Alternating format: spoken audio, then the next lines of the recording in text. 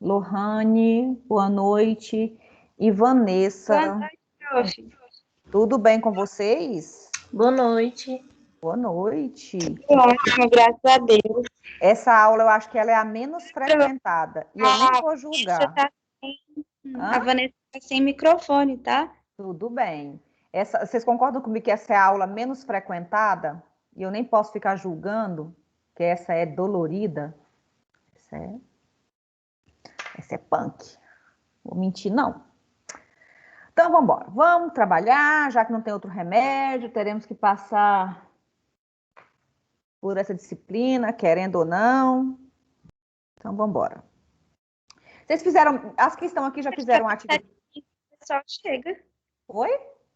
Eu acho que até 7h15 o pessoal chega, não chega, não? Não sei, não, agora o Robson tava. Eu vou começando devagarzinho, né? E a gente vai indo e tal. Qualquer coisa está gravado também. O que eu ia perguntar? Vocês fizeram a atividade lá do AVA? Já está todo mundo em dia já? Eita, professora, esqueci. Eu fiz já, professora. Criança. Quanto mais o trem fica fácil para vocês, mais vocês vai largando, né?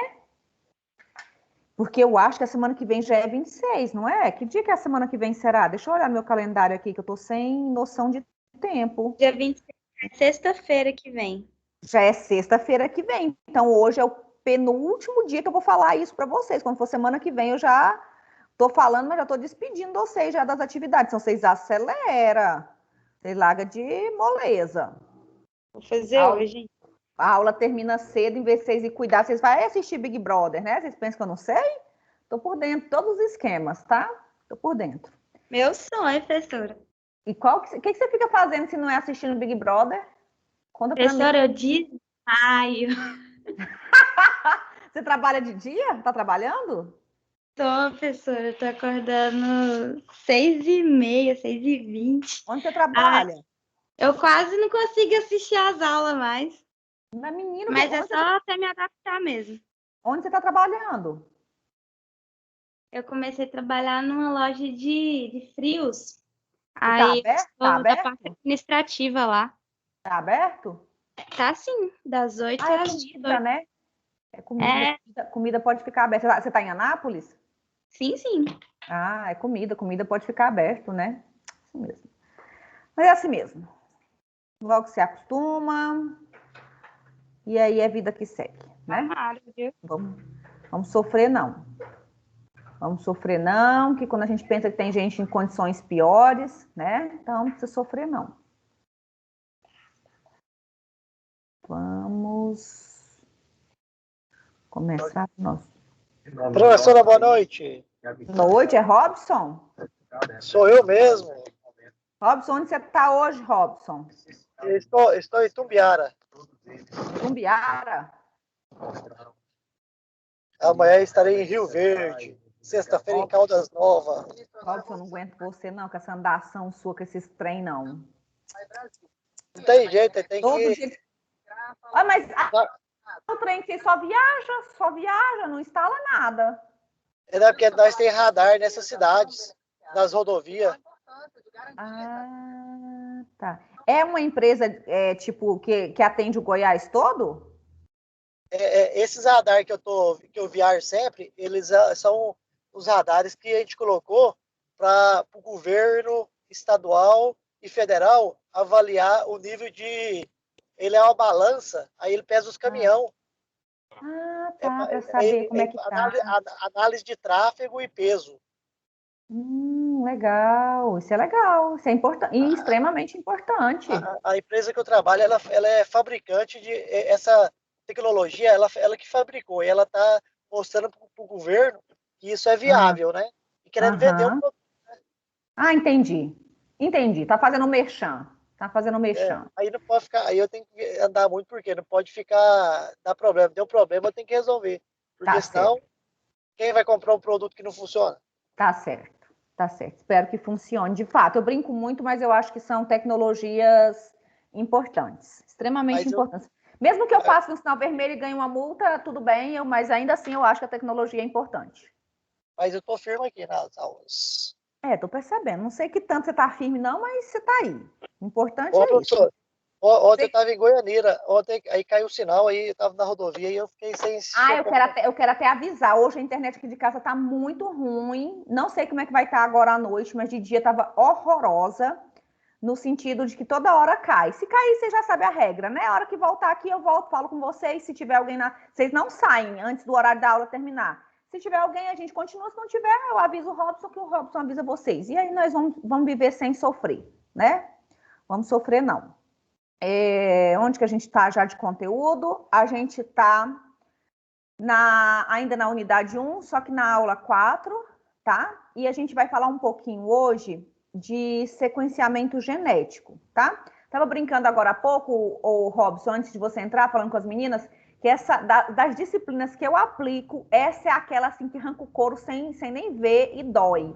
Porque é uma disciplina extremamente cansativa, né? Ela é muito teórica, então ela é muito cansativa. Mas aí não tem para onde a gente correr, a gente vai ter que sobreviver a isso, né? Infelizmente. Mas eu já pontuo falando, eu também acho que ela é uma disciplina assim que cansa mesmo, que é de todas, talvez a que seja menos engraçadinha, né? Mas não vai ter para onde a gente correr, né? Ela vai ter que passar por ela. Vamos embora. Vamos falar um pouquinho então de sequenciamento genético. Semana passada a gente falou da técnica de PCR, né? De como é que ela funcionava. Na outra aula a gente falou de replicação, de duplicação do DNA, que eu sempre falo que se você entende o princípio de duplicação, de replicação de DNA, você consegue entender o que um equipamento aqui da biotecnologia consegue fazer, porque todos os equipamentos que a gente utiliza aqui, eles tendem a simular o que acontece no nosso organismo para poder conseguir fazer as descobertas, as pesquisas, os estudos. Então, tudo tem a ver com o que acontece no meu corpo. Então, eu preciso entender o que acontece comigo para eu saber o que a máquina vai conseguir fazer para simular o que acontece no meu organismo, tá bom? Aí, vamos lembrar aqui, o que é um sequenciamento de DNA?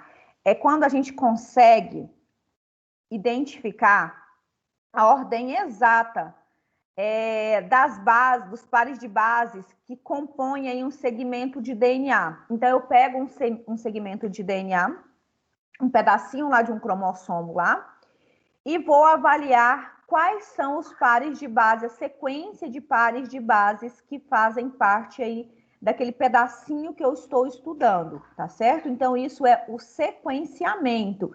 É eu saber com certeza que no gene X, na porção X, eu tenho a seguinte sequência de pares de bases, tá?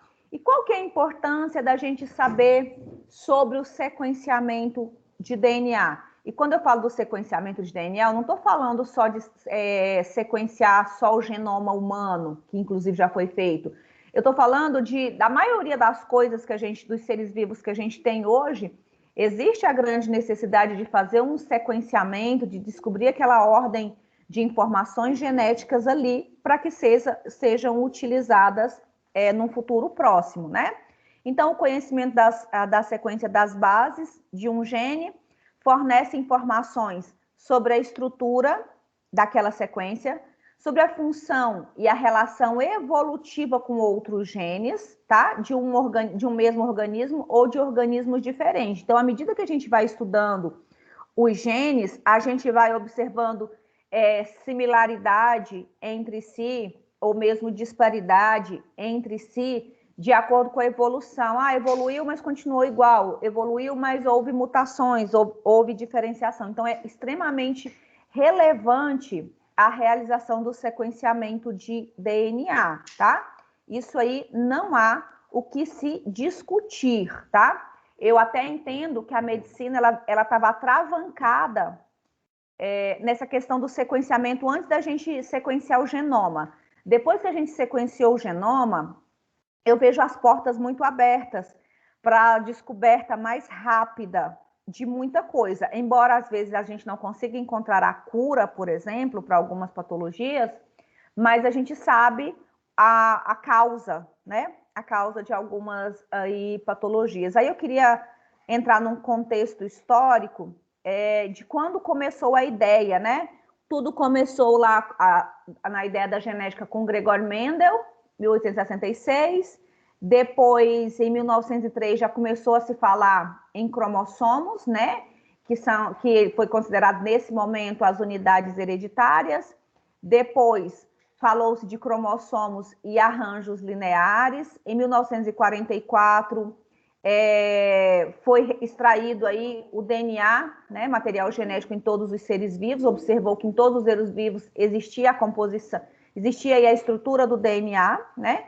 Em 1945, um gene foi codificado por uma proteína, tá? Isso aqui foi extremamente relevante. Em 1953, Watson e Crick desenhou a ideia aí do DNA daquela dupla hélice, tá? Em 1960, começou-se a se falar de código genético, de que o ser humano tinha uma composição genética e essa composição genética poderia ser estudada. Em 77, tá? Começou aí, de fato, a sequenciar o DNA. Obviamente que nesse momento, Espera aí só um pouquinho, meninos. Só um minutinho, tá? Vou levantar aqui só um minutinho para pegar uma tomada aqui e já volto.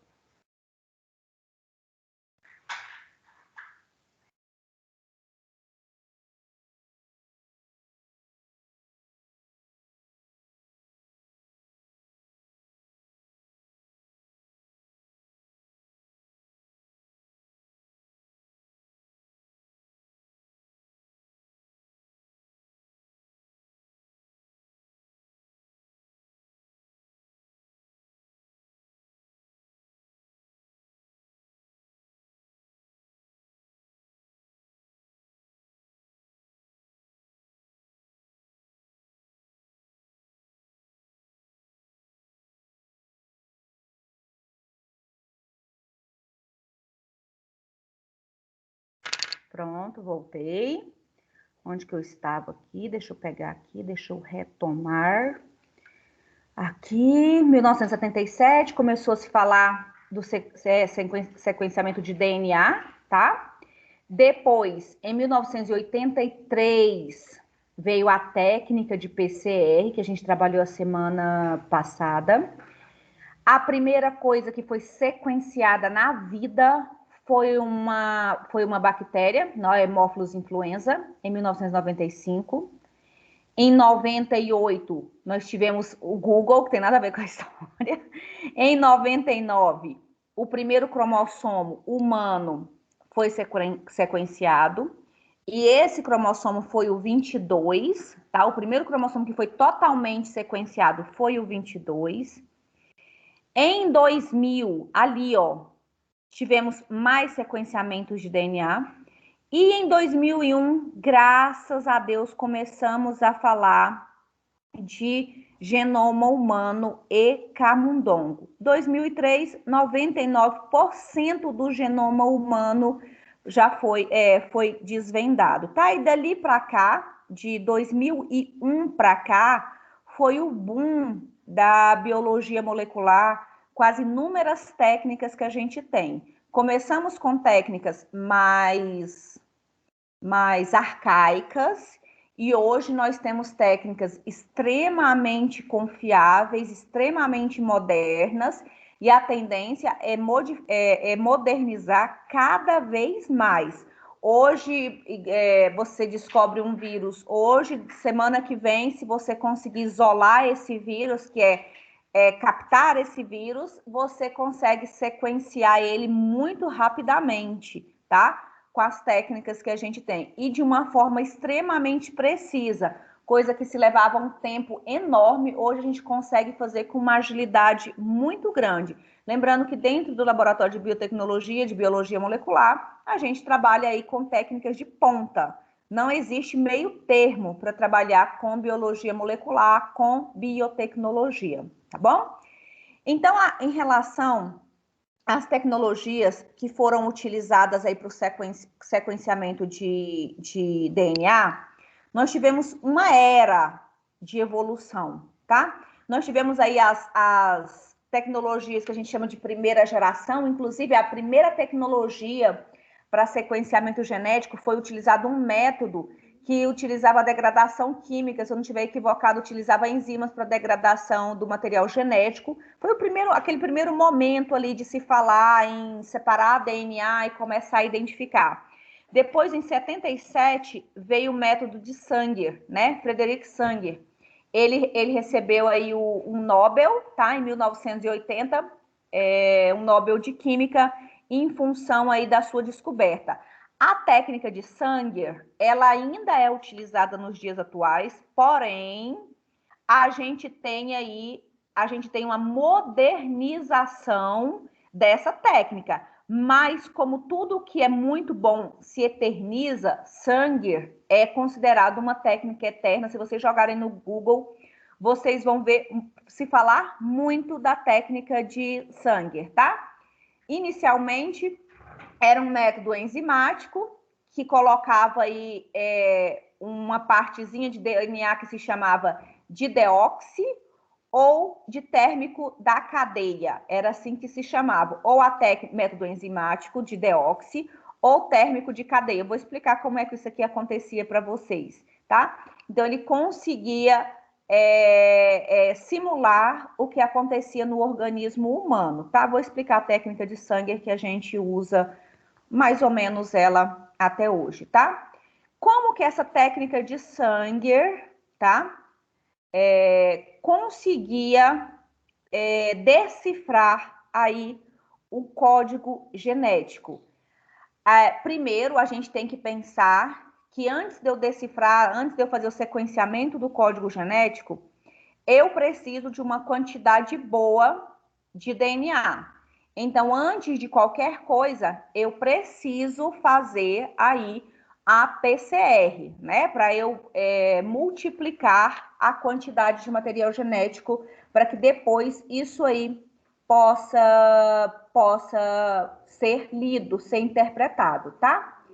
O que acontece? Sanger descobriu que ele poderia fazer essa leitura de fitas, construir fitas complementares, utilizando uma forma de nucleotídeo incompleto, tá? Nos nucleotídeos tradicionais, eu tenho uma ligação onde tem uma hidroxila. No carbono 3, eu tenho uma ligação que tem uma hidroxila. Aí ele construiu, né, uma ligação apenas com hidrogênio. E o que acontecia quando eu trocava as minhas bases tradicionais, que tinha uma hidroxila que se ligava, continuava a ligação, base com base, base com base, formava aquela sequência enorme. Quando eu coloco ali uma molécula incompleta, que tem só o oxigênio, que tem só o hidrogênio, não tem o oxigênio, o que vai acontecer? Aquela fita vai parar de ser formada. Então, ele pensou assim, eu vou construir várias fitas de vários tamanhos, depois eu vou unindo essas informações, vejo quem que é similar, quem que não é, e com isso eu vou fazendo a leitura, fazendo o sequenciamento de todo aquele material genético que foi colocado ali para ser observado. Então, essa é a ideia básica do sequenciamento de Sanger, tá? Primeiro, o sequenciamento vai preparar essa amostra de DNA. Vamos ter que fazer uma PCR para aumentar a quantidade de material genético, né? Depois, eu posso fazer, depois desse PCR, eu vou para a técnica de Sanger, eletroforese capilar, que é um outro tipo de eletroforese, que não é mais utilizado a eletroforese em gel aqui no sequenciamento, e para analisar o resultado dessa minha pesquisa, não faço mais a olho nu. Agora eu utilizo programas de computadores específicos para fazer essa análise computacional das informações que eu consegui decifrar.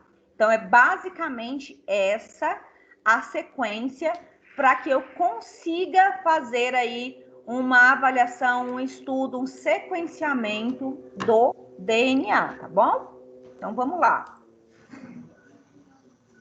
O que o sequenciamento de Sanger precisa para existir? Primeiro, de tudo, eu preciso amplificar aquele material genético, tá? Então, eu vou fazer uma amplificação usando uma técnica tipo PCR, tá certo? O que tem na minha técnica de PCR que eu estudei a semana passada? Eu tenho uma DNA polimerase, que é a TAC polimerase. Eu tenho um primer, né? Para iniciar a leitura. Eu tenho um tampão. E eu tenho as DNTPs, que são os desoxinucleotídeos, que eram os T's, os A's, o C e o G, que eu colocava lá na minha reação. Ainda tenho, não podemos esquecer, o cloreto de magnésio, que é o cofator da DNA polimerase. Então, eu tenho tudo isso colocado lá na minha técnica de PCR. Aqui, na técnica de Sanger, nós vamos tá? Nós vamos ter um outro componente entrando aqui na reação, mas que vai ter uma função importante também, que são as DDNTPs. DDNTPs, que são as didesoxinucleotídeos. Didesoxinucleotídeos. Qual que é a diferença dos DNTPs para os DDNTPs? Aqui eu tenho bases perfeitas, digamos assim, né? Perfeitas, completas. E aqui eu tenho bases modificadas, tá certo? Modificadas. Vou explicar o motivo dessas bases modificadas entrarem na minha reação. Então, num primeiro momento, eu vou fazer uma reação de PCR para amplificar aquela quantidade de material genético que está ali, né? Ataque polimerase, o primer, o tampão, DNTPs, e agora entrou na brincadeira os DDNTPs, que são os didesoxinucleotídeos, que são as bases, são essas bases aqui também, tá? T, A, C e G. Só que elas são diferentes, elas são modificadas molecularmente, tá certo? Elas são modificadas molecularmente. E num segundo momento, depois que eu conseguir fazer essa amplificação de material genético, nós vamos fazer a eletroforese, e aqui eu vou preferir a eletroforese capilar, que eu vou explicar para vocês o que é. Então, vamos lá. Vamos voltar de novo para o nosso tubinho de Eppendorf, tá certo? Vou pegar o meu tubinho de Eppendorf, vou colocar aquela parte do DNA, que é o template, que eu desejo amplificar. Vou colocar a minha TAC polimerase. Vou colocar o meu primer, que serve para iniciar a função da TAC polimerase, né? Vou colocar os meus deoxinucleotídeos, que são as minhas basezinhas. Vou colocar um monte ali dentro, tá certo? E eu vou colocar os dideoxinucleotídeos, que são diferentes. Esses aqui são bases também, bases, só que elas são diferentes, elas são molecularmente modificadas, e nas técnicas mais modernas, além delas serem molecularmente modificadas, elas também são marcadas, tá? Com um fluorocromo. Por que elas são marcadas com fluorocromo, com um componente químico que faz fluorescência, quando ele é excitado com a corrente de luz correta, para poder a gente enxergar onde elas estão na ligação, tá bom? Então, vou colocar ali dentro do meu tubinho de Eppendorf isso aqui, tá certo? Mais o cloreto de magnésio, que também entra para fazer a minha TAC polimerase funcionar, tá? Então, eu coloquei ali tudo o que eu precisava, para fazer as ligações. Então, eu vou ter ali vou pegar esse tubinho, colocar dentro de um termociclador, aqueles componentes dentro do tubinho, colocar no termociclador, como se fosse fazer uma PCR, tá? E vai acontecer aquela etapa de desnaturação, depois o anelamento e a extensão, tá certo? Vai acontecer tudo igual. Qual que é o problema? Qual que é o X da questão aqui da minha técnica? É que nas ligações tradicionais, a minha base aqui no carbono 3 tem uma hidroxila, a minha base tradicional, a timina, adenina, guanina, citosina, todas têm uma hidroxila aqui para seguir as ligações. Só que na minha base nova que eu coloquei, que é o meu ai, hoje tá difícil sair essa palavra. É o deixa eu pegar lá, DDNTPs. Na minha base, que é um DDNTPs, ela não tem uma hidroxila aqui, ó. Não tem. Tradicional, base tradicional, as DNTPs, e aqui uma DDNTP. Uma DDNTP. O que ela tem de diferente? Ela não tem a hidroxila. Vamos pensar, se todo o meu código genético precisava daquela hidroxila para continuar as ligações, para formar aqueles 2 metros de material genético que eu tenho.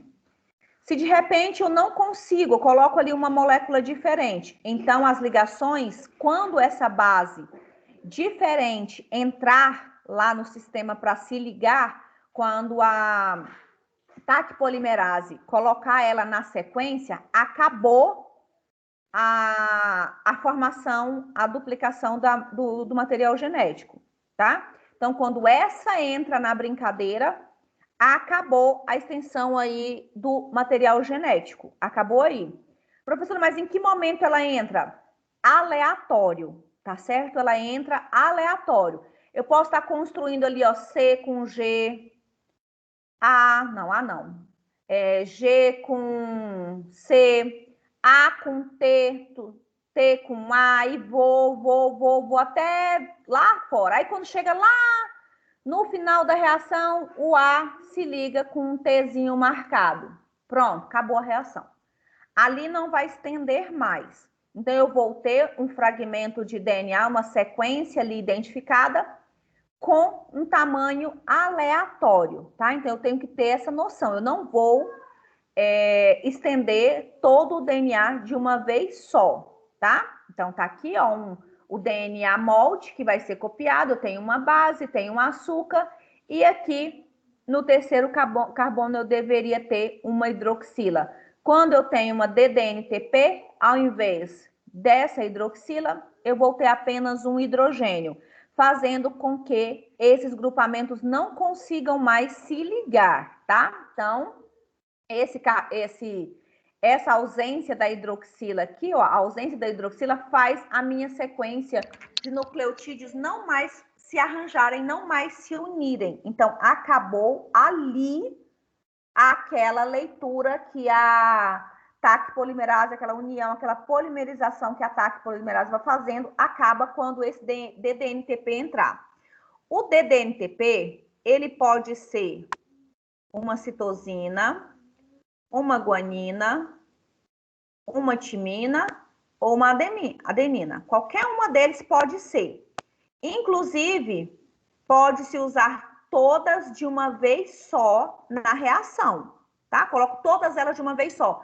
Quando eu coloco várias dessas marcadas e várias das outras tradicionais. Enquanto estiver encaixando a tradicional, a fita está sendo estendida.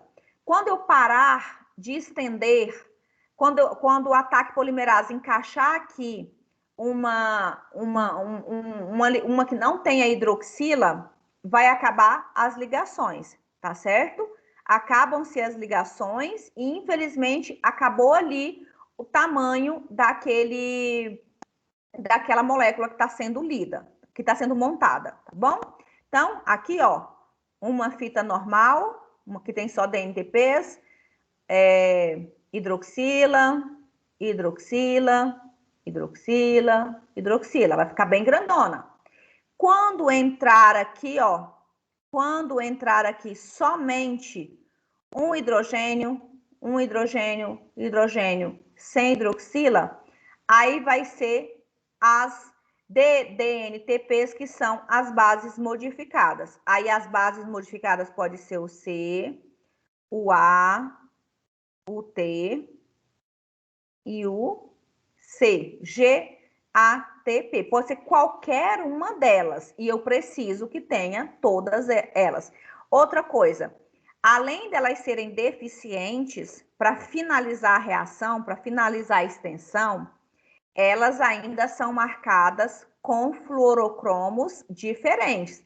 Ah, que cor é marcado A? Não sei que cor é marcado A, não sei que cor é marcado G, mas eu sei que quando eu compro o kit, vem falando qual é a cor da fluorescência de cada uma dessas DDNTPs, tá? Olha, o G vai mostrar uma fluorescência negra, o A vai mostrar uma fluorescência verde, o T vai mostrar uma fluorescência vermelha, o azul, o C vai fluorescência, então vai vir por kit, por fabricante, que vai determinar a cor dessa fluorescência. E para que tem que ser marcado com fluorescência? Para que a gente consiga ler aquele pedacinho. Olha, esse pedacinho aqui terminou com uma timina. Então, ele terminou de tal cor. Então, a gente consegue deduzir, consegue estudar os pedaços específicos, tá? Então, lá dentro do meu eu tenho o primer que encaixa, eu tenho o template que é o molde, né, a ser copiado, e eu tenho a DNA polimerase que vem aí formando a nova fita, colocando aí os DNTPs, montando de um por um para formar essa nova fita. Se um desses DNTPs for, na verdade, um DDNTP, aí a ligação, a TAC para por ali e ela não consegue mais estender. O que eu quero que vocês compreendam? Que esse DDNTP, ele vai entrar na reação aleatória. Eu não sei que tamanho vai ter até a DNA polimerase encontrar essa base modificada. Eu não sei, tá? Eu só sei quando parar a leitura, que tamanho que aquilo ali ficou, tá certo? Então, isso aqui é aleatório na reação aí na técnica de Sanger, tá certo? Então, vai ficar assim. Eu tenho um DNA molde, uma sequência bem grande, que foi colocada lá para ser copiada, tá certo? E aí, eu tenho a DNA polimerase que foi unindo. Aí, de repente, ela captou uma timina que era uma DDNTP, que ela era uma DDNTP, e marcada com fluorocromo. Então, a sequência parou aqui, não conseguiu fazer a fita toda. Aí, em outra região ali do meu tubinho, eu tenho lá outra TAC polimerase trabalhando, e ela acabou de encontrar uma guanina marcada, uma guanina especial. A leitura acabou ali. As leituras, a composição da fita só vai acabar quando encaixar essas DDNTP modificadas, tá certo? Enquanto for encontrando as basezinhas tradicionais, ela vai montando até. Só para quando encontra uma DDNTP, que é aquela basezinha modificada. Por quê? Porque ela não tem hidroxila, portanto, não tem como fazer mais ligação dali para frente, tá certo? Então, isso aqui é uma questão de química, tá? Parou. Professora, mas aí não vai ler a fita toda. Vai sim, isso aqui é ao acaso. Eu tenho várias TAC polimerases, várias bases DNTPs, várias bases de DNTP jogadas lá dentro para trabalhar. Então, como é aleatório, eu vou ter várias do mesmo tamanho, várias de tamanhos diferentes. Isso é muito aleatório. Depois eu pego esse material aqui, que está marcado, e vou fazer eletroforese disso aqui para saber que tamanho qual é a composição daquele pedacinho, tá? Porque aqui eu estou fazendo. Então, aqui, ó, a reação de sequenciamento é isso aqui, nada mais. Vai de 5 linhas para 3 linhas, né? Vai daqui para lá. Começou a engatar aqui, ó, engatou o primer, né? Aquela porçãozinha inicial, o primer. E aí vem a TAC polimerase, colocando aqui as bases. Vai colocando base. Aí, ao acaso, ela encontra aqui um Azinho que precisa de um T. E ela pega aquele T que é marcado, que é o deficiente. Pronto, aquela composição de fita terminou ali, tá? Então, é assim que vai acontecer o sequenciamento pelo método de Sanger, tá? Ó, ela vai andando, montando a fita, tá? Até ela encontrar, ó, uma partezinha que fala acabou agora. Mesmo que ela quisesse colocar um Czinho aqui, ó, junto do G, ela não conseguiria, porque esse T modificado não vai se unir às outras basezinhas que vem pela frente, tá? Então, é uma forma que eles descobriram de não fazer toda a sequência de uma vez só. Assim, eu vou ter vários pedacinhos, cada um de um tamanho, cada um com uma informação diferente, e eu posso juntar essas informações ao final da minha reação, tá bom? Então, fica assim, ó. Como o encaixe das DDNTPs são aleatórias, eu vou ter um segmento grande, tá? Um segmento médio, um segmento maior, sendo que essa daqui era a minha fita molde. Então, em algum momento, eu vou ter uma parte que foi construída toda do mesmo tamanho, e eu tenho outras menores.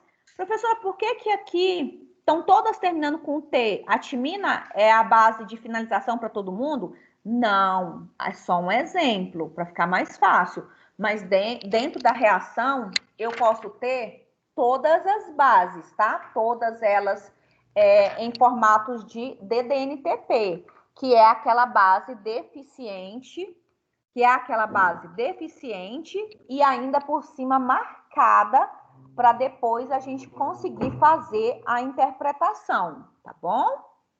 Então, vamos lá, olha aqui mais uma, ó, a quantidade de fita que foi feita, cada uma de um tamanho diferente, todas finalizadas com um T, mas é só para vocês entenderem, poderia ser cada uma finalizada com uma das bases, que não tem problema, tá? Depois que a gente consegue separar, amplificar esse material genético, o que nós vamos fazer? Nós vamos seguir para a eletroforese. Qual que é a ideia de eletroforese? Esse segmento grandão aqui, ó, pesadão, ele vai andar pouco. Vamos imaginar que aqui em cima foi onde eu fiz o meu depósito de material genético para correr na fita, para depois eu estudar. Quanto maior forem as porções, mais pesados eles vão ser e mais difícil vai ser a locomoção. Lembrando que eles migram do polo positivo para o polo negativo. Esse pedacinho aqui, ó, que só ficou o primer e uma única DDNTP, porque já quando começou a fazer a fita, já encontrou de cara ele vai migrar muito rápido. Por que ele migra muito rápido? Porque ele é muito leve, porque ele é muito curto. Então, de acordo com o peso molecular do pedacinho que a gente construiu, é que vai marcando aqui, ó, a minha eletroforese, tá? Aqui uma ideia de eletroforese em gel. Olha aqui, ó, desse jeitinho. Ele vai caminhando e as que vão parando pelo caminho são aquelas que ali estacionaram, só conseguiram correr até aqui, tá? Hoje, a gente faz isso aí marcado com radioisótopo, né? Ou com material fluorescente, para poder a gente enxergar quem parou em qual lugar, qual que é o peso de qual fragmento, tá? No tempo de Sanger, lógico, essa leitura, essa interpretação aqui, ela era feita de forma manual, né? Sempre de baixo para cima, né? Lá, ó, o tanto aqui, ó, colocou, ó, isso aqui são as sequências de T, de G, de C, de A, e aí fazer isso aqui. Hoje, obviamente, a gente não trabalha mais com leitura manual de sequenciamento. Hoje a gente tem equipamentos que fazem essa leitura para a gente com uma precisão muito grande. Aqui havia probabilidade de erros? Claro, mas ainda assim era moderno, tá? Então, vamos lá. Depois que eu consegui fazer as sequências de desnaturação, anelamento, extensão do meu DNA, eu fiz aí várias etapas disso aí para poder amplificar, né? Amplificar a quantidade de DNA, eu preciso agora fazer a eletroforese. Para que fazer a eletroforese? De nada vai adiantar você ter aquele material construído se você não fizer a leitura. Aí, a técnica de eletroforese que eu ensinei para vocês foi em gel. Pego a amostra, deposito lá nos pocinhos, né? Vou colocando nos pocinhos lá do meu gel de agarose, por exemplo. E aí coloco aí as forças elétricas. Lembrando, né? Que elas vão... aqui deveria ser... Elas correm do polo positivo para o polo... Ou, desculpa, elas correm do polo negativo para o polo positivo, porque a molécula de DNA ela é carregada eletronegativamente, tá certo? Desse jeitinho a técnica em gel. Aí, depois do gel, faz a revelação. Olha aqui que coisa mais linda, imagina vocês, ó. Pega uma régua, lá embaixo tem o guia de quem quer C, quem quer A, e você começa, ó. Vá, T, C, G, C, C, tá. Pensa, isso aqui era muita vontade de fazer diagnóstico, muita vontade mesmo. E não tinha para onde correr, minha gente. É por isso que valia um prêmio Nobel de Química, vamos concordar. Olha aqui uma revelação de um gel. Olha a extensão de um gel, Sanger, né? Fazendo a leitura aí do gelzinho dele, tá bom? Isso aqui foi 1300 antigamente. No modelo que a gente tem um pouco mais moderno, semi-automatizado, a gente vai usar já as DDNTPs marcadas com fluorescência, né? E a gente tem um equipamento, obviamente, que detecta aí essas cores quando elas aparecem, tá?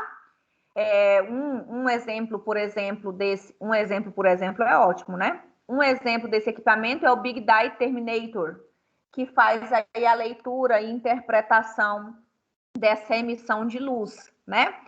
Aí coloca aqui e aí vai vendo aqui, ó, quem tá marcado com cinza, quem tá marcado com vermelho, quem tá marcado com verde, quem tá marcado com azul, né? Com qual periodicidade isso aí aparece, qual a concentração disso aí. Então eu tenho hoje equipamentos que conseguem fazer isso aqui, nem é o mais moderno de tudo, tá? Então eu tenho aqui, ó, o Dye Terminators, que vai fazer a leitura aí das ligações. Lembra, o princípio da técnica de Sanger continua. Coloco ali as bases normais, tradicionais, e coloco também aquelas diferentes, para que marque aí as porções que a gente está construindo, tá certo? E aí depois, obviamente, eu tenho um equipamento que consegue fazer a leitura de acordo com as cores que foram geradas ali. Lembrando que se for fluorescência, não é visível aos meus olhos, tá certo? Não é visível aos meus olhos. E uma outra modificação que tem também é que a eletroforese, ela não é feita, não há necessidade de se fazer a análise da eletroforese em gel. Gente, tem um áudio aberto. Não existe a necessidade de fazer eletroforese em gel. A gente pode fazer uma eletroforese capilar. Ela é um tanto quanto mais moderna, um tanto quanto mais prática e não tem aquele desgaste de utilizar aquele gel grande e tal. Então, tem a probabilidade de usar aí a eletroforese em capilar. Qual que é a diferença aí? O capilar. O que é um capilar? É um tubo bem fininho, bem fininho, onde eu vou colocar tudo que eu colocaria lá na minha eletroforese em gel, tá certo? Então, em vez de eu colocar no gel, eu vou colocar a minha amostra dentro de um tubinho capilar e vou aplicar a força do mesmo jeito, para fazer a migração. E aí, a partir do momento que as moléculas vão passando em um determinado polo daquele capilar, aquilo ali vai sendo lido por um equipamento. Então, ele acaba sendo mais prático. Desse jeitinho aqui, eu tenho um rio capilar e eu tenho aqui uma força que foi colocada, correu, beleza, e depois eu vou fazer a leitura. E a leitura vai ser feita através daqueles capilares e não necessariamente do gel. Tudo isso são as modernidades adicionadas às técnicas de leitura, de interpretação de material genético, tá? E aí, aqui, ó, olha que regulares aqui, ó. Lembrando que eu nunca faço um só, né? Eu faço sempre vários. Então, dentro do tubinho lá, o capilar, eu vou colocar todo aquele material que foi extraído lá da minha técnica de PCR, e aí eu vou colocar a força, né? Sempre do polo eletronegativamente aqui na superfície, e quando eu aplicar a força, elas tendem a migrar para o polo positivo. E a partir do momento que elas vão passando por um feixe de luz, essas moléculas vão sendo lidas, interpretadas, tá? Desse jeitinho aqui, ó, tem um laser que vai passando e vai já fazendo a leitura e enviando essas informações para um sistema sistema informatizado, que é extremamente relevante aí para a técnica, tá bom? Olha aqui, ó. As partes que eles vão ler, não esquece não, são as DDNTPs que foram marcadas com um fluorocromo, tá? Cada vez que passar uma, eles vão medir ela. Cada vez que eles vão passar, vão avisar aqui, tá bom? Porque eu vou ter uma luz ali que vai excitar o fluorocromo, fazendo com que ele fique visível para o campo de leitura que está acontecendo ali, tá? Então, essa é a base aí da técnica de leitura da eletroforese capilar, tá? E aí, né? Olha aí a leitura, a interpretação disso aqui já lá no computador, né? Nós temos programas que faz o que eu chamo de cromatograma, que vai ler a intensidade de cor de cada pedacinho que foi construído e vai montando aquela informação, pedacinhos que são semelhantes, pedacinhos que são diferentes, cada sequência. Isso aí o computador vai agrupando essas informações para montar toda a sequência do genoma do que a gente está estudando, tá? Isso aqui vocês já viram, né? Que é a ocorrência de cada uma das DDNTPs de acordo com a cor que ela foi emitir, tá aí, bem bonitinha, tá? E aí a gente vai vendo isso aqui, ó. À medida que vai lendo aquela sequência de eletroforese em capilar que eu fizer, vai aparecendo lá as coresinhas, tá? Olha aqui, ó.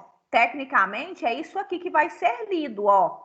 Essa bagunça de cores é que o meu equipamento consegue interpretar o tamanho de cada uma dessas corzinhas, o peso, né, molecular de cada um disso aí, e vai lá definir quem que são esses pedacinhos aí. E aí eu vou chegar no sequenciamento, tá bom? Então, ó, eu tenho aí os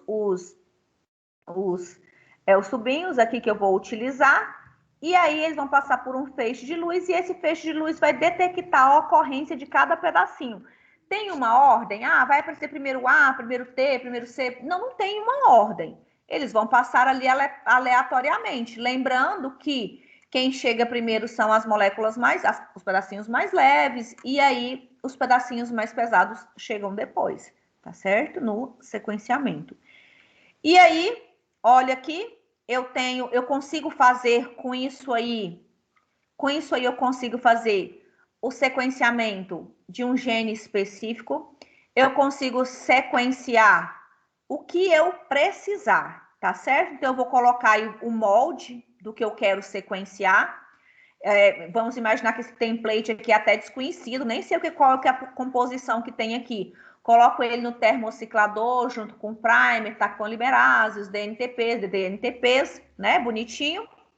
E aí ele vai fazer aí a amplificação do material genético. Depois da amplificação, nós vamos partir aí para a leitura e interpretação de todos aqueles dados que foram gerados, que em outro momento eram feitos de forma manual e hoje nós fazemos isso de forma informatizada, extremamente sensível, sem grande probabilidade de erro, tá? Então, aqui, só alguns equipamentos que são utilizados. Nós temos N probabilidades de equipamentos, tá? Esse aqui é um da Biosystems, que faz uma leitura aí aproximada de mais ou menos 150 mil pares de bases por dia, tá?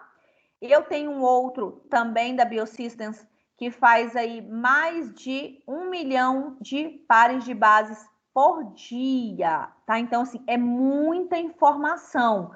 Lembra, a composição do material do genoma de qualquer estrutura é muita informação, então eu preciso de equipamentos que consigam fazer isso com muita presteza. Eu tenho a Roche, equipamento da Roche também, só que ele fazia inicialmente, esse é um equipamento mais lento, né? Mais ou menos 100 pares de bases a cada 7 horas e meia. Eu tenho o Illumina, mais ou menos 2.000 pares de bases, mais ou menos a cada 6,5 horas, mais ou menos 2 bilhões por dia, e aí vai. Eu tenho equipamento de tudo que é jeito, do mais arcaico ao mais moderno. O que a gente usa hoje? O mais moderno. Agora há pouco mesmo eu estava olhando uma sala que trabalha com sequenciamento genético, com informações genéticas, só com PCR. Só dentro de uma sala a gente tem inúmeros, somente o equipamento ali que vai fazer a amplificação. Então a gente está trabalhando com coisas modernas aqui, tá? Aqui, ó, as plataformas modernas para sequenciamento. Quando eu falo plataforma, eu tenho aqui um equipamento que consegue fazer toda aquela etapa da PCR e ainda já manda diretamente as informações para serem analisadas, tá bom? Então, eu tenho N probabilidades para isso aí, tá bom?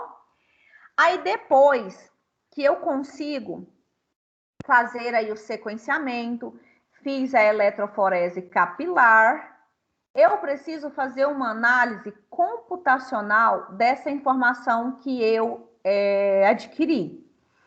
Lembra? Eles pegavam o gel, antigamente, e fazia aquela leitura manual, onde parou o T, de acordo com o pezinho e tal. Hoje não, hoje nós temos equipamentos que conseguem fazer essa análise computacional, tá? Pega aí os fragmentos de DNA sequenciados, né?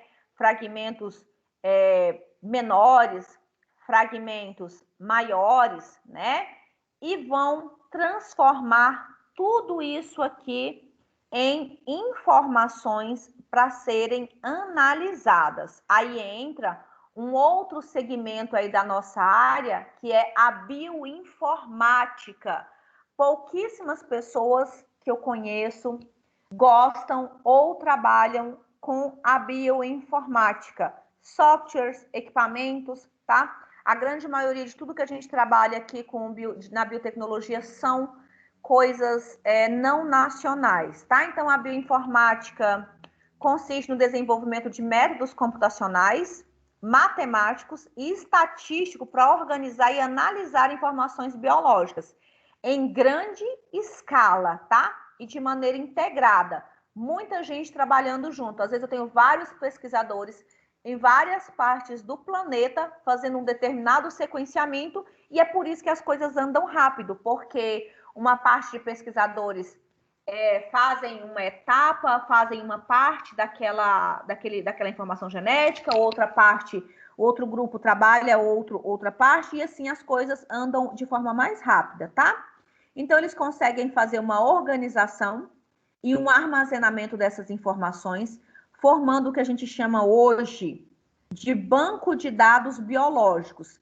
Tudo que é descoberto sobre informação genética ele vai para o banco de dados. Nada mais é perdido. Se você quiser saber a sequência de bases que tem no cromossomo 21 seu, ela já está no banco de dados. Não passa mais batido. O saber sobre o genoma da Escherichia coli, saber sobre o genoma do coronavírus, já está no banco de dados, essas informações para que sejam utilizadas, tá? Então, tudo isso deve ser obrigatoriamente armazenado, tá certo?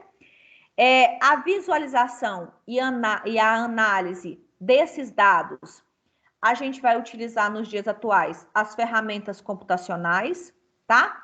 Que vai servir para a gente compreender o significado biológico daquela informação. Agora, veja bem, eu sei como é que é feito, o que tem que ter numa sequência específica de um gene. Aí eu faço o meu sequenciamento e descubro uma informação diferente. Então é por isso que eu sei a forma original. E quando eu encontro uma coisa diferente, eu sei que não faz parte do cotidiano. Tá bom? Aí eu esqueci até de fazer um comentário. Para que serve o sequenciamento? Para que sequenciar? Serve para quê? Para fazer análise do genoma, né? Análise genômica. Serve para ciência forense, também tem que fazer análise, tem que fazer sequenciamento. Serve para fazer análise de filogenético, né? De origem genética. Conservação de espécies, saber qual que é o material genético daquela espécie, a composição genética daquela espécie, né? Para nós, no momento, o sequenciamento genético entrou de grande valia no momento de pandemia, né? Entraria nas epidemias virais, extremamente relevante o sequenciamento dos vírus, né? Descobertas de drogas, inclusive drogas com com função direcionada, a gente tem que pensar nisso, né? O screening genético é aquela coisa da moda, tá? Por que da moda? Porque quem tem condições, eu digo isso financeiramente falando, você pode perfeitamente fazer o seu sequenciamento genético, eu vou chamar de screening genético, e avaliar a probabilidade de você ter aderido às suas informações genéticas, genes defeituosos que carregam probabilidade para desenvolvimento de câncer, desenvolvimento de doença autoimune, desenvolvimento de doenças neurodegenerativas e aí vai, tá? De acordo aí com a sua genética. Então, eu acho extremamente relevante, mas como uma pessoa crítica, é óbvio que eu tenho medo de quando a gente fala de screening e se isso tivesse ao alcance de qualquer pessoa, eu acho, do verbo achar, que não é uma técnica que se adequa à nossa condição do nosso país, um país em desenvolvimento, que anda a passos curtos, inclusive. Por que não? Você imagina aqui comigo, pensa aqui comigo, se a pessoa tivesse a capacidade de fazer um screening, uma avaliação genética e descobrisse que ela tem um gene que predispõe a um câncer de quê, meu Deus? Um câncer de ovário. Aí, imagina que muita gente tem muitas mulheres têm esse gene. E aí, todas as mulheres que têm esse gene dissessem, não, agora eu quero tirar o ovário. Pensa como é que não estaria as filas do serviço de saúde por conta dessa descoberta. O quanto o quanto o mundo não ficaria alarmado se essa técnica, se tivesse assim, às mãos de qualquer pessoa. Eu tenho medo, até porque a gente ia viver assombrado, né? De repente, nessa encarnação, eu nem ia ter o câncer, mas eu nem ia ter uma doença de origem genética, nem ia ser nessa encarnação, não ia ser nessa, mas aí eu descobri e já começo a enlouquecer com antecedência. Então, tem as duas vertentes. E tem também aquela coisa, eu também faço parte do time que, se eu for ter uma doença, eu gostaria muito de saber com antecedência para eu começar a tratar, porque eu sou do time que defende a vida, sim, Se eu estiver lá entubada, quero contar para vocês que não é para deixar eu morrer, porque eu vou viver. Eu não tenho nenhuma vontade de morrer, eu só tenho vontade de viver. Então, assim, se eu tivesse a chance de fazer, eu ia ficar muito dividida em como seguir com essa informação, tá? Então, a questão do sequenciamento, a gente tem que entender que tem todas as probabilidades para isso. Tem o lado bom e o lado ruim, como de tudo, tá? Então, assim, só para vocês terem noção das coisas que já tem um sequenciamento completo já definido, tá? Tem o fago da lambda, nem sei o que é, a hemófilos, né? Todo mundo sabe o que tem. A hemófilos já foi aí sequenciadas, ela tem 1,8 milhões de pares de base. Saccharomyces cerevisiae, essa aqui é se não estiver equivocada, ela é um fungo, tá? Que ele é muito utilizado, se eu não estiver errada, hein? Se eu não chutar errado aqui. Muito utilizado para como fala, fermentação, para fermentação de bebidas alcoólicas. Escherichia coli, olha o tanto que ela tem pares de base. Ela é pequenininha, mas é custosa. Escherichia coli. Super causadora, para quem não sabe quem é a moça. Meninos, estamos chegando agora na clínica, professora. Não sei o que é Escherichia coli. Você vive falando dessas coisas, mas a gente não sabe o que é. Escherichia coli é uma bactéria gram-negativa, é um bacilo gram-negativo, altamente comum, principal causadora de infecção do trato urinário nas meninas, tá? Nos meninos também, mas em menor frequência. Também tem muita Escherichia coli no trato gastrointestinal, faz parte da microbiota normal do trato gastrointestinal, inclusive o trato gastrointestinal é a principal fonte de infecção para infecções urinárias, tá? Então, a moça é Escherichia coli. Só isso que ela faz, Suzana, não precisava nem fazer o estudo dela. Poxa, mas ela é super mega famosa, ela faz infecção onde ela quiser, ela faz até meningite em recém-nascidos se ela quiser. Então, ela é muito famosa, ela é famosona mesmo. Desconheço uma pessoa que estudou na área da saúde e não conhece a Escherichia coli, tá? Essa outra aqui, nem sei ler, não sei o que é. Drosófila, conheço, mas não lembro. Homo sapiens, Homo sapiens, algo me diz que parece alguém conhecido. A gente tem 3,3 bilhões de pares de bases que já foram aí estudados, tá? O mamutus, eu acho que é um tipo de macaco, né? Tem mais que 4 bilhões de pares de base. O Homo neanderthalensis, que eu acho que é o antes da gente, tinha aí 4 milhões de pares de base. E em 2011 a gente firmou a questão aí da genômica pessoal de cada um, né? Topíssimo. A gente evoluiu bastante na questão de sequenciamento genético. E a gente brinca, às vezes, assim, de falar de tamanho e tal, mas vocês sabem que quando a pesquisa quer funcionar, ela é muito ágil. E como a gente está vivendo um momento muito crítico, olha o quanto foi rápido o sequenciamento do coronavírus. Ele foi muito rápido mesmo. E em função desse sequenciamento, de descobrir toda a formação do vírus, foi possível criar essas vacinas. Por isso que a gente tem várias vacinas em vários lugares do mundo, várias vacinas diferentes, porque cada lugar foi um grupo de pesquisadores que estudaram ali o vírus em momentos assim diferentes, né? Em condições diferentes. Por isso que a gente tem tanto, e foi muito. Essa é a vacina mais rápida que tem na história. A outra vacina mais rápida que se tinha aí na história era para ebola, né? Que no Brasil nem precisa, que não tem. Mas ela foi descoberta, se não me engano, 3, 4, 5 anos, para vocês verem o que é rapidez nos dias atuais. E a gente só conseguiu fazer isso por conta da modernização que a gente tem na questão do sequenciamento e produção a partir daí, tá? Aqui, só o serviço de identificação pessoal de genoma, né? Lembra que a gente pode aí fazer identificação de genoma a partir de gotículas de saliva, né? A gente vai fazer aí toda a técnica de ampliar esse material genético e depois nós vamos fazer uma leitura aqui, ó, para descobrir todas as informações desse paciente, nada fica escondido, tá bom? Inclusive aí a probabilidade que você tem de ter um gene que vai te condicionar ao diabetes. O estudo genômico é isso, ele vai te dar a probabilidade para o possível e para o não possível. Aí a gente sempre coloca aqui nessa história, né?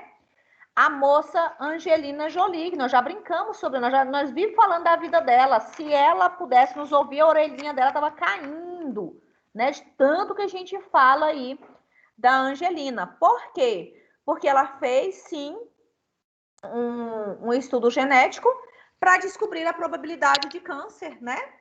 Porque na família dela já tinha histórico, e ela fez um estudo genômico, descobriu e fez, tomou as providências dela. Se certo, se errado, se certo, se errado, não sei. Mas ela tinha condições e ela fez, tá bom?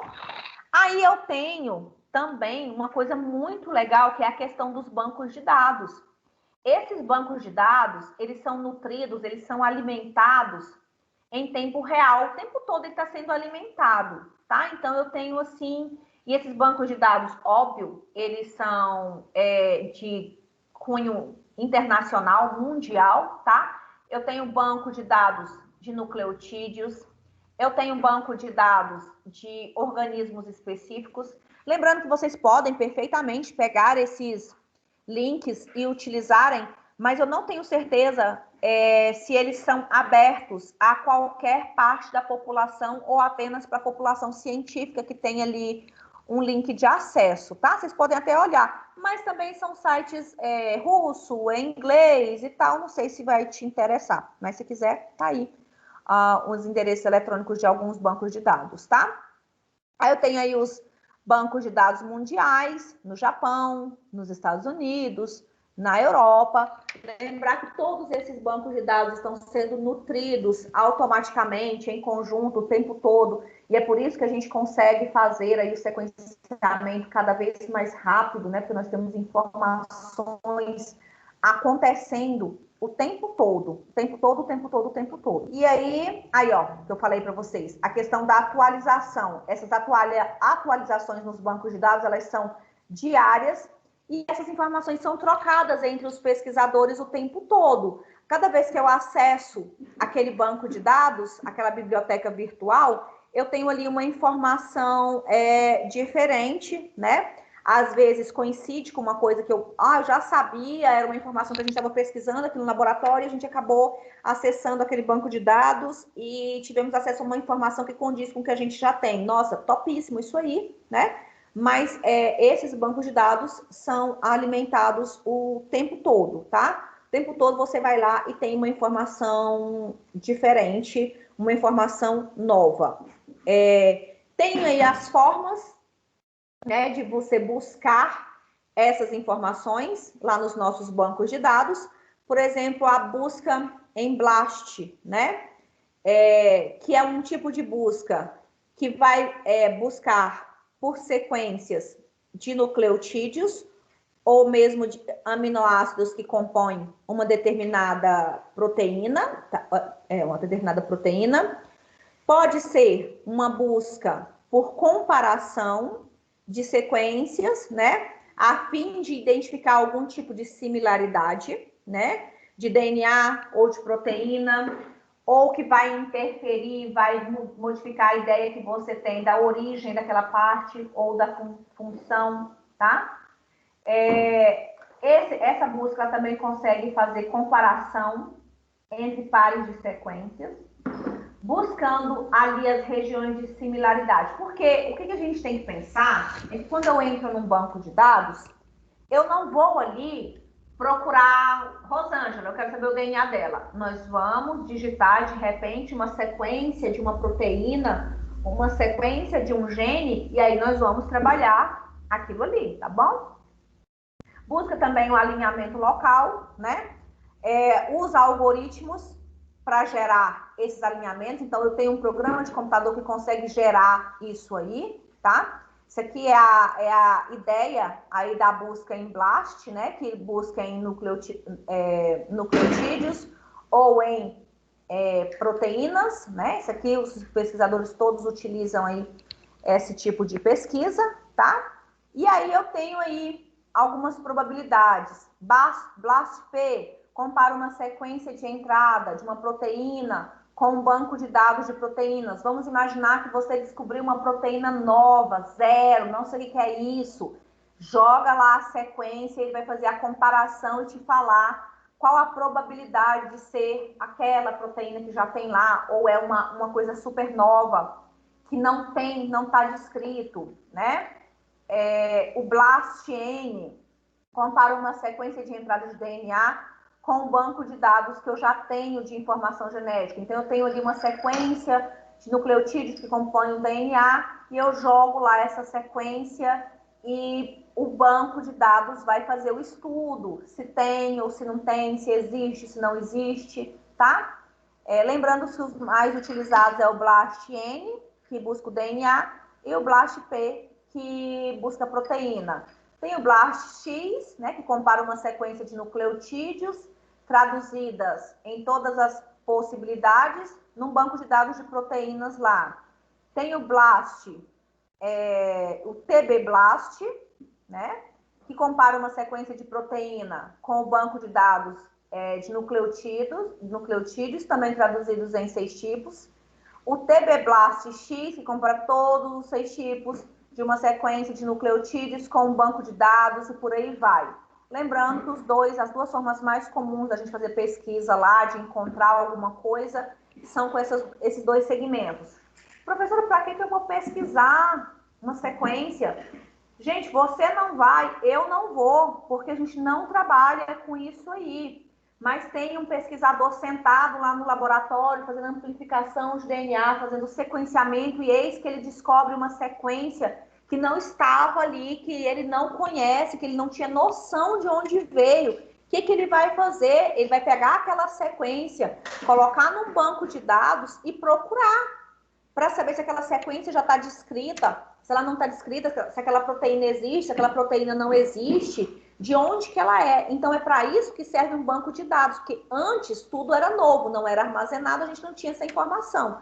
Agora, tudo que a gente sequenciar vai para o banco de dados, até porque tudo que eu sequencio é de direito público, não é de direito privado, tá? Não é guardado só para mim. Vai para o banco, para a biblioteca aí de informações e vai ser distribuída entre os pesquisadores. Um humano normal, eu tenho acesso? Uai, depende, tem que entrar lá nas plataformas e verificar se você tem um acesso direto, se tem, se não tem. Eu acredito que tem uma segurança, um índice de segurança muito grande por conta de hackers, essas coisas, não haver modificação. A gente tem uma informação extremamente importante aí, mas acho que está disponível para quem trabalha com isso aí, tá? Então, aqui uma forma aí de busca em BLAST, né? Os algoritmos de BLAST, quando você digitar lá, ele vai colocar para você se aquela parte que você colocou ela é homóloga, se ela apresenta uma similaridade com alguma coisa, né? Você colocou lá uma informação genética que você arrancou de um pedacinho, mas você não sabe de onde que veio, né? Então, ela vai te dar a probabilidade daquela informação pertencer a um gene X, a uma parte X, a um humano, a um animal, a um invertebrado, a uma bactéria, a um vírus, tá certo? Tá?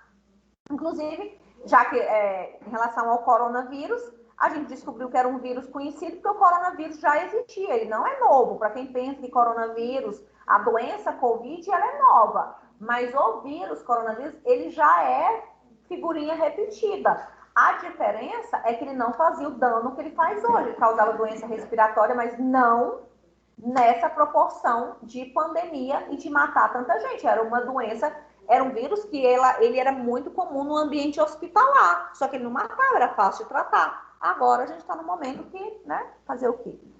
Aí aqui, ó, órgãos homólogos, só para vocês entenderem o que é, asas de morcego e mãos de humanos, mesma origem. Órgãos similares, asas de morcego e asas de borboleta, que têm a mesma função, tá? Homólogos porque têm a mesma origem, não são idênticos, mas têm a mesma origem. Então, o BLAST, esse tipo de de programa, ele procura também por similaridade. É lógico que ele vai te dar o mais próximo do que parecer para completar aí o seu estudo, tá bom? Aqui, ó, identidade verdadeira versus similaridade versus homologia. Identidade, ocorrência do mesmo nucleotídeo ou do aminoácido na mesma posição nas sequências alinhadas. Então, identidade, quando vai ser igual, quando eu encontro aquela mesma informação do jeitinho que eu estou procurando. Então, é aquilo que eu estou buscando e pronto. Similaridade, uma coisa que é similar. Vou lá no banco de dados, digito a minha sequência, não é idêntico, mas é similar. Considera as combinações próximas, tá? E avaliada por medidas de diferença e igualdade. O que é diferente e o que é igual. Olha, é similar nessa parte aqui, mas nessa outra ela não é. E assim a gente vai dando dados de similaridade. Homologia divide a mesma ancestralidade, a mesma raiz, só que teve uma evolução, braço, asa e assim vai, tá? A homologia, obviamente, aqui para as pesquisas, ela vai se basear no conceito central de evolução de cada espécie, tá? Então, às vezes eu digito lá uma sequência que eu peguei do material, sei lá, era uma perna de barata, mas lá apareceu para mim que é uma perna de não sei o que, perna de leão, porque apresenta a mesma ancestralidade, que é a ideia de perna, tá certo? De pata, de perna. Então, lá no BLAST, não vai dar só com a busca BLAST, não vai dar direto o que você procura. Às vezes vai dar uma coisa parecida, tá certo? Mas essa é a ideia aí das buscas utilizando aí ferramentas altamente modernas. Uai, nossa, só? Como assim? Olha que eu tô gostando das ferramentinhas. Meninos, cadê vocês? Dormiram? Como que foi? Também, professora. Olha, vocês estão aí, que lindos. Meninos, como eu falei bem, quem chegou no comecinho eu falei, biomol é assim, é uma coisa que cansa, né? Que às vezes vocês vão falar assim, nossa, eu gosto da professora, mas eu não gosto daquela disciplina que ela tá dando, ela é tão chatinha, né? Ela é assim, uma série. Eu entendo a biomol, quando eu estudo ela, quando eu aplico essa disciplina, eu sinto que os meus alunos só não falam na minha cara que não gostam muito, mas eles falam nas costas. E que também é muito cansativa, porque ela é muito teórica, né? A magia dela é dada nas primeiras aulas, depois vai para uma sequência de repetições, né? Sempre repetição, se você aprende uma coisa, você acaba aprendendo tudo. Mas isso aí é a magia da biotecnologia, da biologia molecular. Quem trabalha com isso aí, trabalha sempre com DNA, não tem para onde correr, né? Não tem para onde eu melhorar isso aí. Infelizmente, eu fico tentando, assim, trazer para a nossa realidade, mas vocês sabem que nem tudo é possível, tá? Então, eu fiquei assim, esses dias eu tô meio assim com essa disciplina, porque depois de tanta disciplina clínica que a gente faz, aí a gente pega e esbarra num trem 100% teórico, fica dolorido, mas não fica triste não, tá? Aprendam aí a base da biotecnologia, a base da biologia molecular, pesquisem, estudem, que como eu sempre falo, às vezes você não vai trabalhar nessa área, mas vocês têm que entender que a biologia molecular, ela é a mãe de muita coisa, ela é a mãe da modernidade, tá? Se existe uma coisa bem moderna para a gente, é a biologia molecular, é a biotecnologia, apesar das técnicas já serem coisas que eu já sei fazer há 350 milhões de anos, o que tem mudado é a questão da informatização, a agilidade, sensibilidade, presteza para liberar um resultado, é o que se trata aí a biomol, não tem para onde a gente correr disso aí. Tudo bem, meninos? Mas aí vocês vão perdoando e a gente vai sobrevivendo. Eu gosto muito dessa matéria, só que a cabeça chega dói. E eu tenho tentado, não vou mentir para vocês, não. Eu estou tentando enxugar e passar apenas o que realmente é importante. Sabe por quê? Porque até quando eu vou montar a aula, eu fico cortando os slides. Eu estava com uma aula de 80 slides, falei, não dá. Quando eu chegar no final, os meninos não vão mais me suportar, porque a cabeça dói, porque é muita informação, e não é aquela informação que te puxa para a clínica, para você ficar felizinho, que tem uma realidade ali. É uma coisa mesmo de técnica. Então, eu sei que cansa. Então, eu estou tentando fazer ela, tipo assim, mais resumida, passando só as informações necessárias, que são informações que você consegue, por exemplo, agora ir lá e ler sobre o sequenciamento, porque você viu a aula, você entende como é que faz aquela questão do sequenciamento, você sabe da importância, então você consegue ler. E eu acho isso muito importante, extremamente importante, essa questão da gente pegar um conteúdo e conseguir desdobrar ele, tá? Conseguir, eu nunca trabalhei, mas eu vou para o mestrado, eu nunca trabalhei com biotecnologia, eu nunca trabalhei com biologia molecular, mas eu passei no mestrado e eu vou fazer a minha pesquisa baseado em técnicas de biologia molecular, que é o que a gente faz hoje. Quando você vai para uma pós que é mestrado ou doutorado, dependendo da área que você vai escolher, a gente vai trabalhar com biotecnologia. Eu quero trabalhar com bactéria no meu mestrado. Beleza, mas eu vou ter que trabalhar com PCR. Vou trabalhar com fungo, vou trabalhar com PCR. Se for resistência, vou ter que trabalhar, enfim, vírus, PCR. Então, assim, não é que você sai daqui sabendo, mas você sai daqui com informações necessárias para não passar vergonha por aí, dizendo, nossa, nunca ouvi falar. Não pode, eu acho que não pode de jeito nenhum, de jeito nenhum. Não precisa amar, mas precisa saber ser multifuncional. Conversar de tudo um pouco, não passar vergonha por aí na rua, né, minha gente? Não pode não, misericórdia. Tudo bem? Por isso que colocou a senhora para dar essa matéria aí. Porque se fosse outro, vocês nem vinham. Vocês acham que eu não fico pensando tudo isso? Eu fico pensando tudo quando eu vou montar uma aula. Eu sofro com antecedência. Eu fico pensando assim, se eu fosse aluno, será que eu queria ser aluno dessa professora? Eu fico sempre pensando nisso. E aí, às vezes, tem coisas que eu não consigo melhorar. Eu tento fazer de tudo para ficar melhor, mas não dá. Aí eu fico pensando assim, eu não quero mais essa professora, pode trocar ela. Aí depois eu penso assim, não, eles vão me suportar, e depois a gente resolve na disciplina as nossas diferenças na disciplina da terça, na disciplina da sexta, na disciplina da quinta, que vocês vão gostar mais. E aí a gente vai seguindo, bem, eu sou desse jeito. E olha que eu batalho para conseguir. Eu já até pedi para a coordenadora para colocar a senhora no semestre que vem agora. Ô, Robson, eu já conversei com vocês. O quinto período não vai mais pedir isso. O quinto período já parou de me pedir, porque eles pediram tanto que Deus ouviu. Agora eu tô com eles de terça a sexta. Eles não aguentam mais, que cada dia é uma Rosângela diferente. Eu já fico preocupada de repetir a roupa, que quando a gente tá em lockdown, eu não sei nem que roupa que a gente já usou, sabe? Aí eu fico ligado que eu vou vestir a blusa, né? Eu fico assim, gente, será que eu não usei essa blusa ontem? Ou foi na semana passada que eu tava com essa mesma blusa para dar aula? Porque vocês me vê todo dia, eu já não sei nem o que eu vi. Eu acho que eu vou fazer um uniforme para poder não repetir. Ai, gente, só tem eu. Quem vai dar aula para vocês falando nisso? Só eu e o Éden? Na quinta, o quarto período, tem o Caio. Anatomia. Delícia. Primeiros socorros. Primeiros socorros. Primeiro socorro? Primeiro socorro é bom, tem aula prática desse trem? Dizem que tem, só que a gente não teve. O dia que vocês... Olha, eu vou passar aqui uma informação para vocês. O dia que vocês forem fazer aquele furinho aqui com caneta, aquele que fura aqui, para o paciente não asfixiar, sabe qual é? Fura aqui, com a caneta, bique. Traqueostomia, professora? Isso, traqueostomia. O dia que vocês for fazer, vocês não esquecem de me avisar, não, que eu quero furar. Vocês vão ser a cobaia e eu furo para vocês. Não preocupe. Deus me... Eu sou louca para fazer essa aula, mas o meu tempo não teve. Não teve essa aula da caneta. Não teve. Eu já vi lá assisti o seriado lá, e no seriado lá ensinou, mas eu já sei, joga um ali, joga um alvo e taca a caneta ali para furar. Topíssimo, gente. Sei fazer esse trem. Só que nunca ninguém deixou.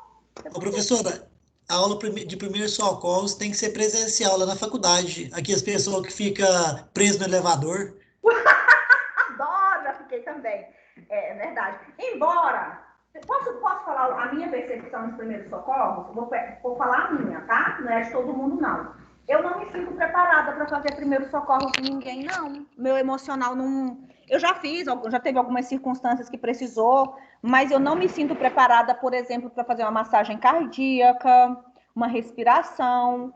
E não é a técnica, eu falo que é o emocional. E eu sempre brinco, se você não sabe fazer, não inventa. Porque em vez de você ajudar, você pode prejudicar. tá? Então eu tenho muito medo desse negócio de primeiro socorro, dizer que a gente está preparado e tal, a gente não tá. Eu não me sinto preparada nesses anos todos, eu não sinto preparada para isso, não. Mas sou eu. Às vezes vocês estão mais preparados do que eu falo emocionalmente. Esses dias mesmo o professor Éden, semestre passado, ele fez massagem e respiração no tio dele, depois vocês perguntam para ele. E ele estava preparado, ele disse, mas ele falou para mim assim, que foi o gás do momento. Foi o gás do momento que moveu ele. Porque o tio dele infartou ali, e aí só tinha ele, que tinha um mínimo de conhecimento, e aí foi ele que fez os primeiros socorros no tio antes do SAMU chegar. Achei interessante. Não sei se eu daria conta, mas eu também acho que no gás do momento a gente faz muita coisa, né? Não sei, eu não sei dizer não. Não sei se eu sou boa nesse trem não, gente. Eu sou muito emotiva, né? Eu sou meio molengona. Não sei não. Vai saber. Então, vocês me convidam para dar primeiros socorros, tá? Eu não sei dar aula de primeiros socorros, nunca dei, mas no dia da caneta eu vou estar num gás total para fazer essa aula para vocês. Preocupa não. Preocupa não, que vou reivindicar meus direitos para dar aula de primeiros socorros só para fazer essa aula. Meninos, esquecendo primeiros socorros que eu não sei nada. Dúvidas para biologia molecular e biotecnologia que eu possa ajudar vocês? Que não seja as questões da prova?